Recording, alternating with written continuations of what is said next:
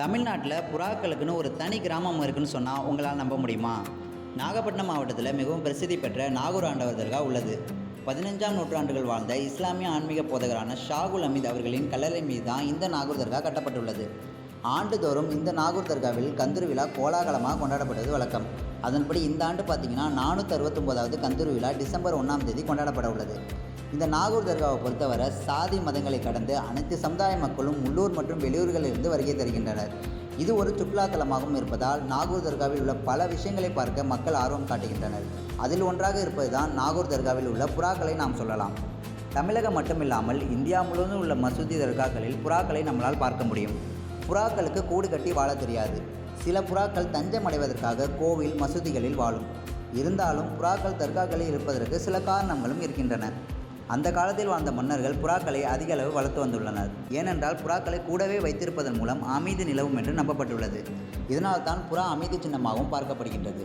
அக்கால மன்னர்களில் அரசவை முழுவதும் புறாக்கள் இருந்தால்தான் அந்த அரசவை பார்ப்பதற்கு அழகாக தெரியுமாம். புறா நாம் இன்று பார்க்கும் ஒரு பறவை இனம் அல்ல, அந்த காலத்திலிருந்து மன்னர்கள் பயன்படுத்திய ஒரு பறவை இனமாகும். புறாவை வைத்துதான் ஓரிடத்தில் உள்ள செய்தியை மற்றொரு இடத்திற்கு தூது அனுப்பினார்கள். இப்படி பல விஷயங்கள் புறாக்களில் இருப்பது போல் நாகூரில் இருக்கும் புறாக்களுக்கென்று ஒரு தனி வரலாறே இருக்கின்றது. ஒரு முறை தஞ்சையை ஆண்ட சோழ அரசரில் ஒருவர் கடும் நோயால் பாதிக்கப்பட்டு இருந்துள்ளார். எந்த மருத்துவரிடம் சென்றும் நோயை குணப்படுத்த முடியவில்லை. அப்போது மேல நாகூர் என்று அழைக்கப்பட்டு வந்த இடத்தில் இஸ்லாமிய துறவி ஒருவரான ஷாகுல் அமீத் சமய பணி ஆற்றுவதாகவும் மருத்துவ பணி ஆற்றுவதாகவும் தஞ்சை மன்னருக்கு தகவல் கிடைத்துள்ளது.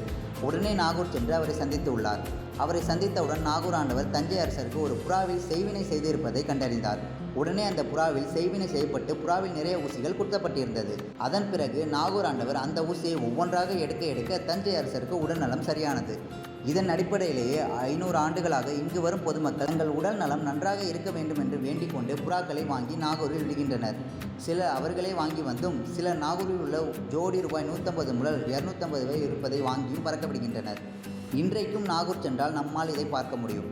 மேலும் தஞ்சை மன்னன் உடல் நலத்தை நாகூர் ஆண்டவர் சரி செய்த பிறகு நாகூரில் நிறைய புறாக்கள் வளர்க்கச் சொன்னார்.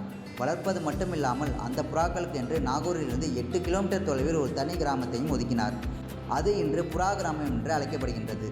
இந்த கிராமத்தில் இருந்து தான் புறாக்களுக்கான தானியங்கள் கொண்டு வரப்படும். இன்றளவும் அந்த புறா கிராமத்தில் நாகூருக்கு சொந்தமான பல ஏக்கர் நிலங்கள் இருக்கின்றன. இந்த புறா கிராமத்தில் விவசாயம் செய்து அறுவடை செய்து வரும் முதல் நெல்களை நாகூர் ஆண்டவருக்கு இன்றும் அந்த ஊர் மக்கள் கொடுத்து வருகின்றனர்.